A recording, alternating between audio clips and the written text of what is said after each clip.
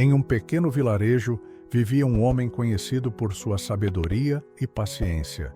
Seu nome era Mestre Elias, e muitas pessoas da região o procuravam em busca de conselhos. Certa manhã, um jovem agricultor chamado Caio chegou à sua casa, preocupado e desanimado. Ele havia trabalhado duro por anos em sua plantação, mas nunca parecia conseguir os resultados que desejava. Mestre Elias, estou me esforçando tanto, mas sinto que não estou progredindo. Por que a vida é tão injusta comigo? O sábio sorriu com serenidade e disse: Caio, quero te mostrar algo. Vamos até o rio juntos. Mesmo confuso, o jovem aceitou o convite. Eles caminharam por alguns minutos até chegar a um rio calmo, onde uma grande pedra bloqueava parcialmente o fluxo da água. Elias apontou para a pedra e perguntou: O que você vê aqui? Caio respondeu rapidamente: Vejo uma pedra enorme atrapalhando o caminho do rio. Mestre Elias assentiu e o chamou para se aproximar mais. Ele pediu que Caio olhasse com atenção para o que acontecia ao redor da pedra. Observando mais de perto, o jovem percebeu que a água não ficava presa. Ela contornava a pedra, escorrendo por todos os lados e continuando seu curso. A água não luta contra a pedra, Caio. Ela a envolve e segue em frente, porque entende que o caminho não precisa ser perfeito. A pedra, que parece um obstáculo, na verdade torna o rio mais forte, mais determinado.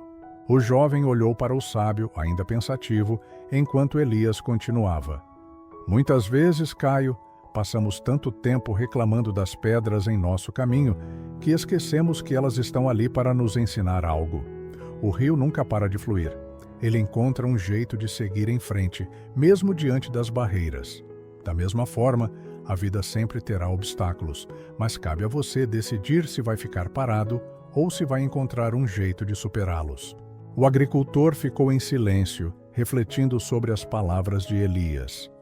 Depois de alguns minutos, ele perguntou: Então você está dizendo que os obstáculos não são ruins? Elias sorriu, dessa vez com mais entusiasmo. Exatamente. Os obstáculos não são seus inimigos, Caio.